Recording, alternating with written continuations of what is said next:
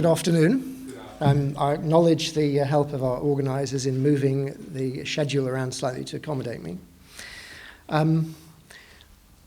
We've already heard a bit about the magazine from my colleague Zeba, so I would just like to move straight on to the next page, please,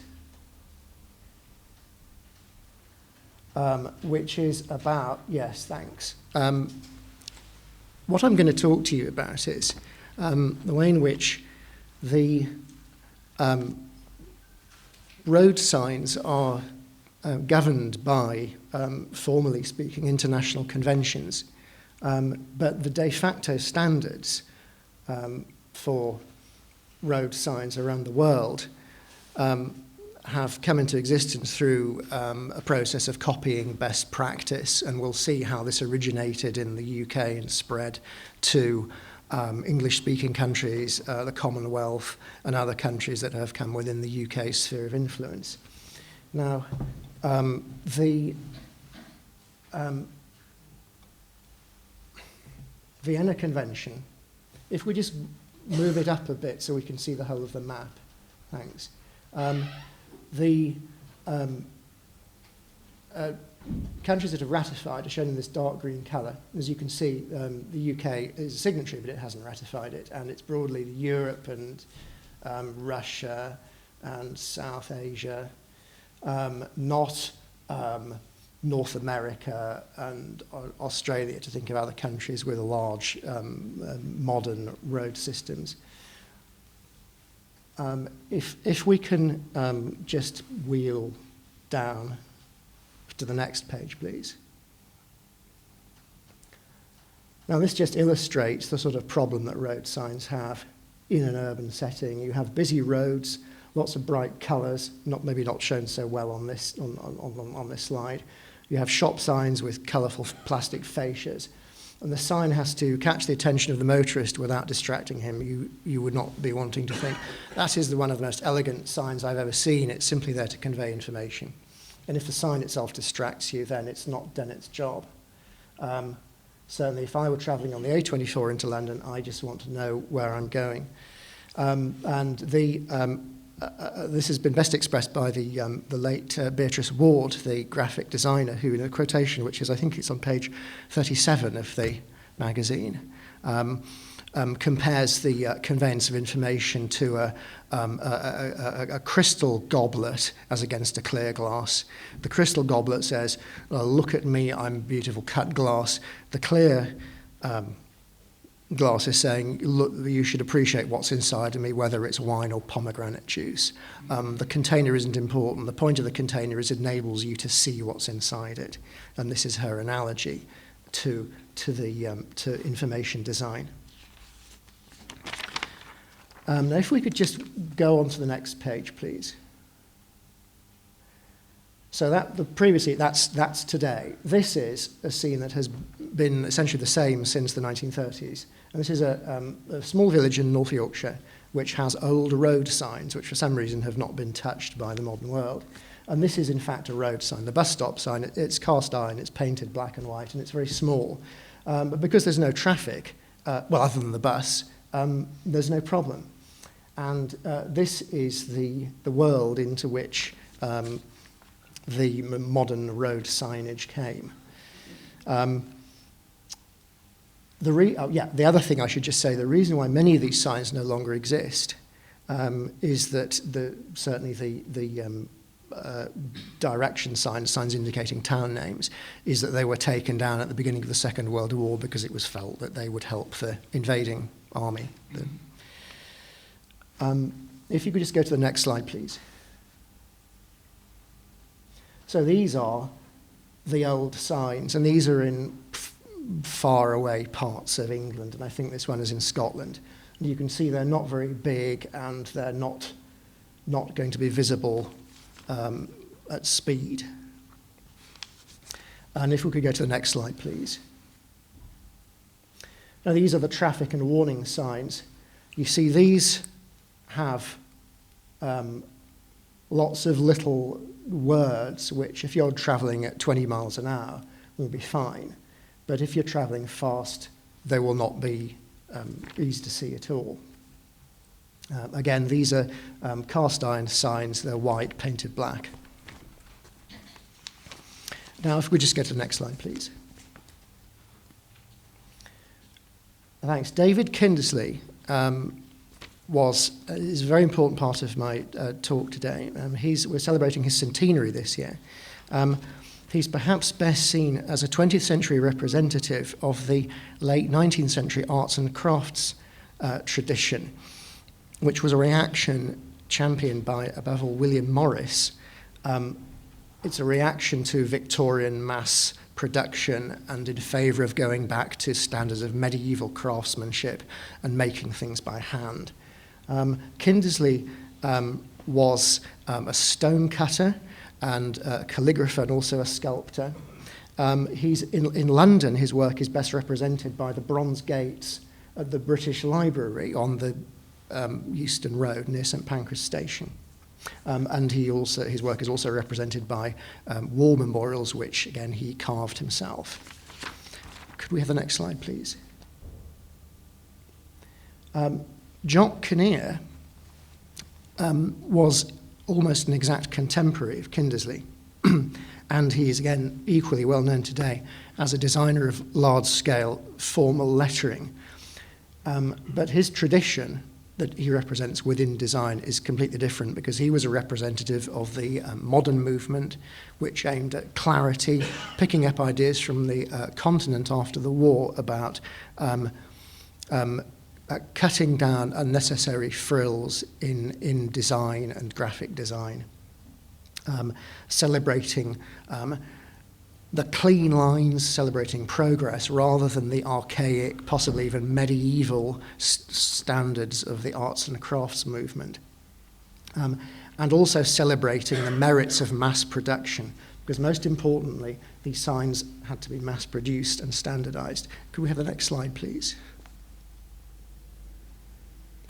Margaret Calvert was Kinnear's assistant on his first big design project, which was designing the signage at Gatwick Airport. This signage has all been replaced, but the colour schemes that he designed remain. All the rest of the signage is different. Later, Margaret Calvert collaborated with Kinnear on the UK motorway signage project from 1957 onwards, followed in the mid-1960s by designing the uniform signage for all Britain's other roads, by which time she had become, rather than his trainee, she had become a full partner in his design consultancy. If we could just have the next slide, please. This is the first diagram of stopping distances from the highway code. In the 1950s, small cars such as the Morris Minor and Mini had become more efficient and more easily affordable. And post-war affluence, millions of new motorists decided to take to the roads. In response to this demand from road users, the government decided to embark on a very ambitious program to build hundreds and hundreds of miles of new high-speed routes to be called motorways. As a result of this, new signage designs were needed to ensure clarity for motorists travelling at high speeds. Initially, there were no speed limits on the motorways, I should just add that.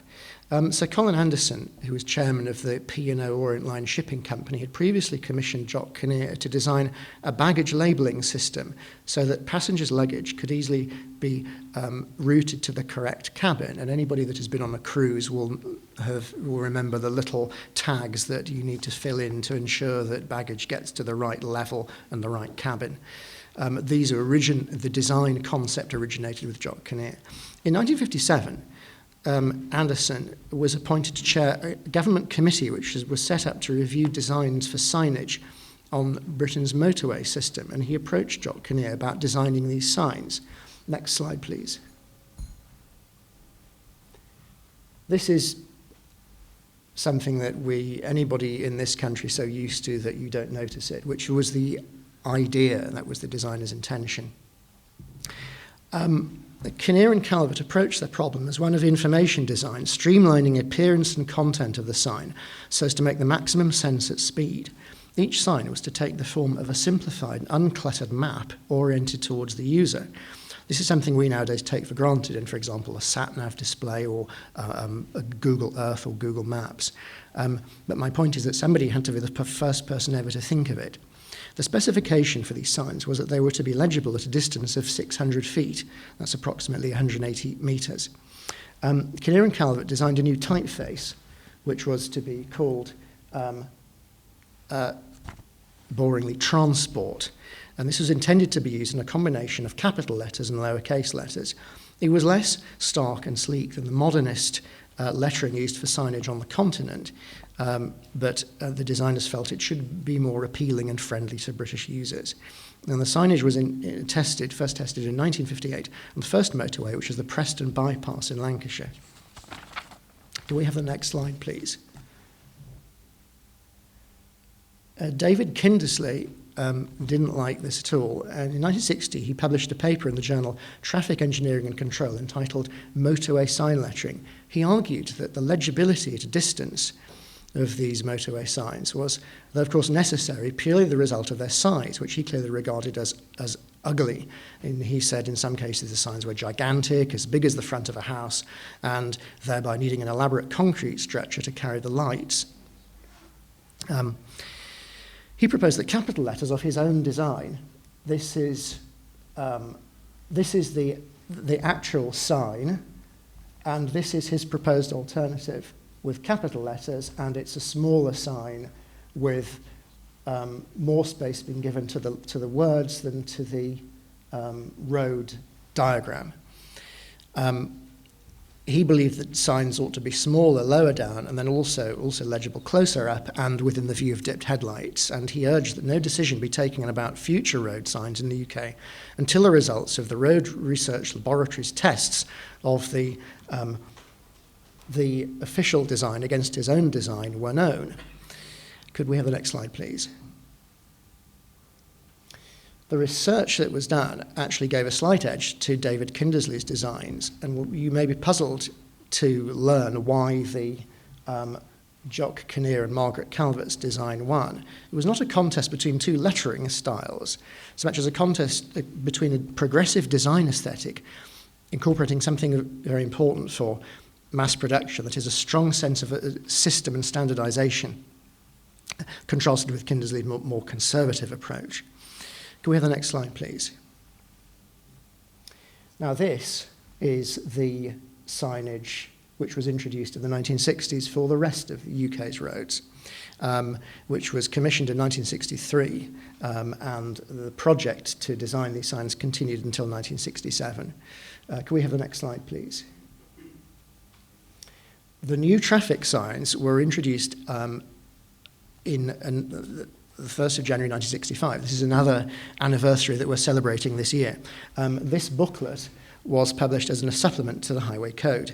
Many of the pictographic signs were adapted from those in use on the continent. Far fewer words were used, more symbolic images, which demonstrated the way in which graphic design was being taken far more seriously than before. Can we have the next slide, please? Now, we've seen this sign on a previous slide, but I've included an enlarged version of it for comparison with the 1965 sign. Margaret Calvert, who her particular part of the project was the design of these pictograms, is quoted as saying, the old sign was quite archaic, almost like an illustration from Enid Blyton, and very grammar schooly. I wanted to make it more inclusive because comprehensives were starting up, and I didn't want it to have a social class feel. The changes that have been made, when you look at them together, you can see what has happened. These children are wearing a school uniform, they're wearing caps, and this boy is wearing shorts. And here they're not wearing any distinctive school clothing. In the old sign, this boy is carrying a book or a homework book, and this girl has a satchel. In this sign, they are not carrying any homework.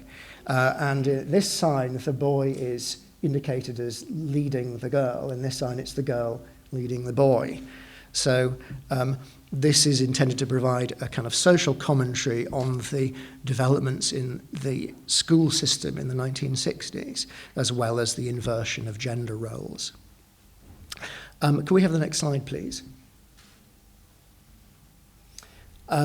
Post-war affluence brought about the car culture which necessitated these signs. The dark side of the new world of the motorways was explored by J.G. Ballard in his novels Crash, 1973, and Concrete Island, 1974. In this latter novel, the hero, an architect, crashes his car over the parapet of the motorway and finds himself injured, trapped in a no-man's land, a man-made concrete island in an inaccessible, fenced-off area between the Westway, the elevated section of the A40 in West London, and a spur of the M4 motorway.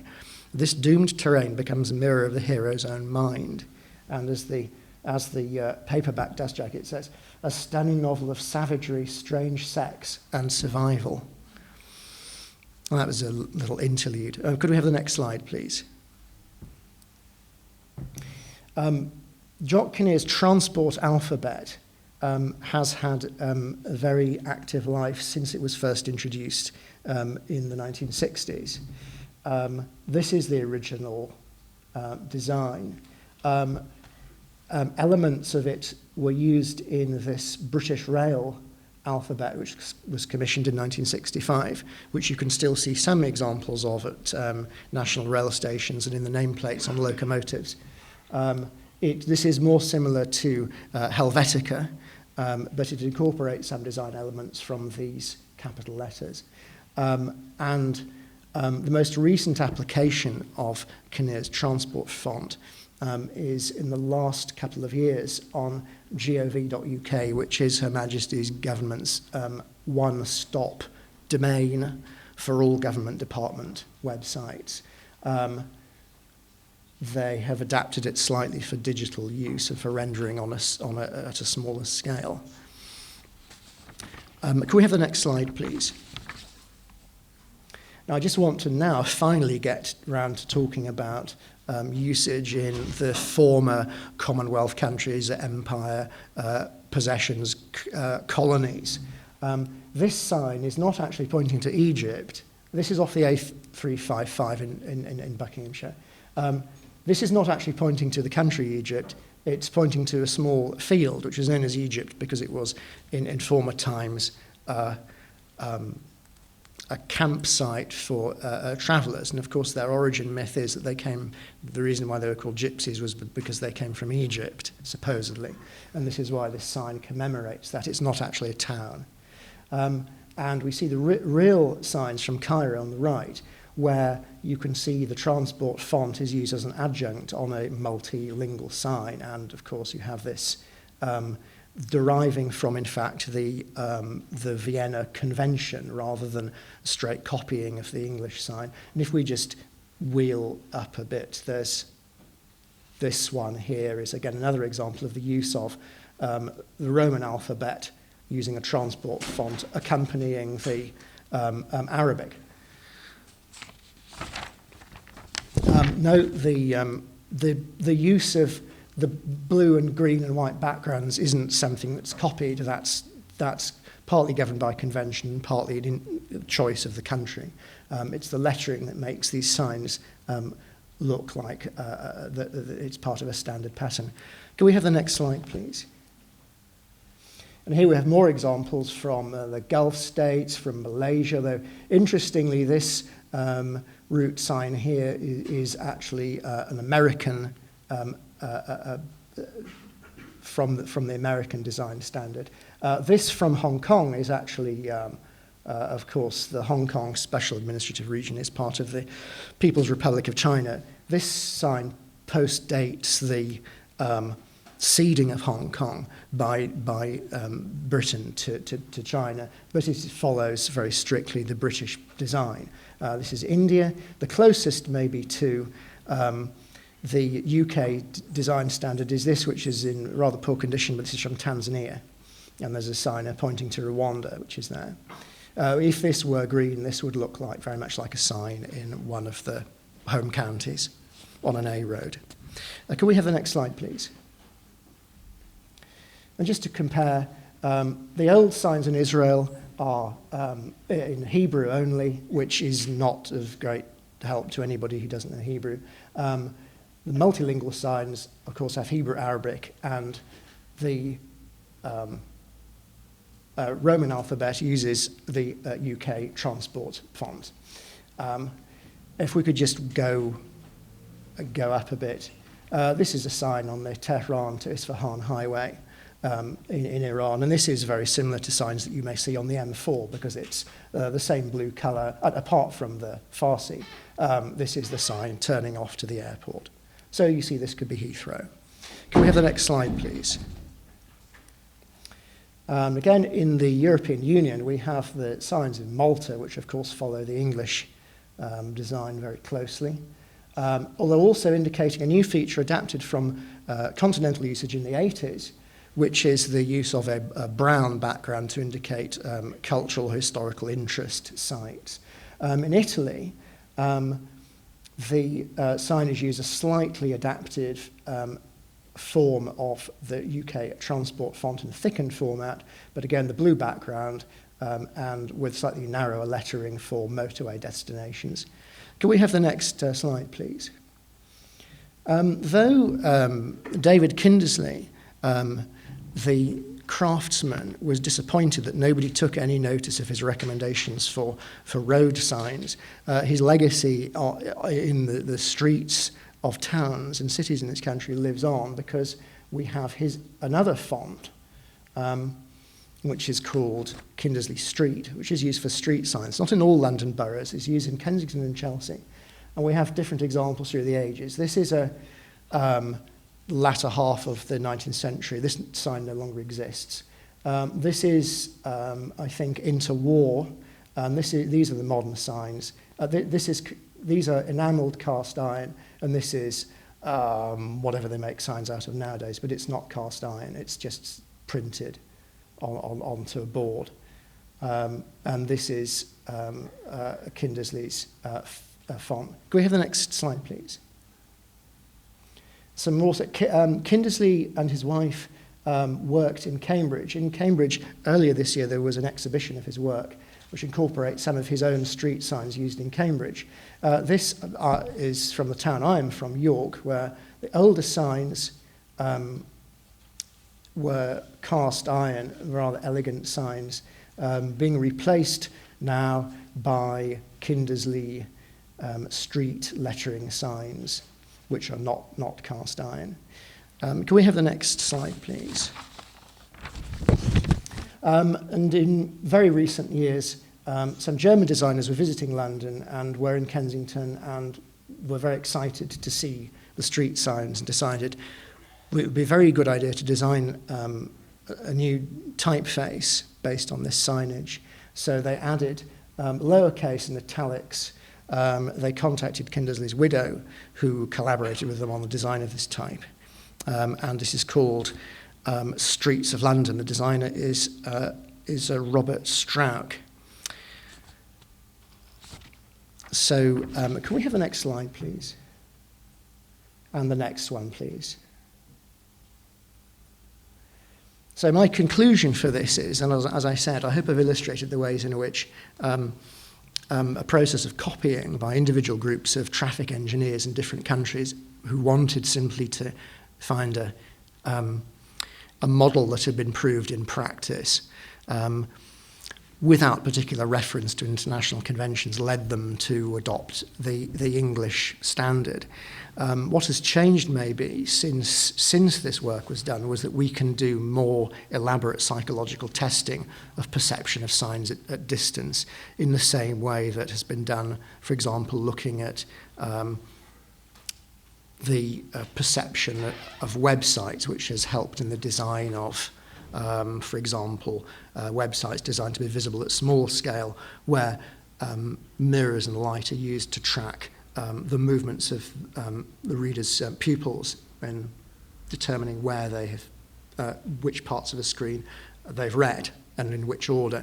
The same research could, I hope, be applied to sign design in the future. And that's my suggestion for future research. Thank you. Oh, absolutely. I've always said, I mean, my profession is, I'm a chartered accountant, and I always say to clients, you should make sure that your annual report and accounts tell the story that you need to tell, and make sure it includes what's required by statute. When you've finished working on the presentation, don't just say, oh, it's a boring thing which we just let our firm of accountants do after the audit. We should be selling a message and presenting it well. And the biggest PLCs will do that, but other companies I don't think are so interested.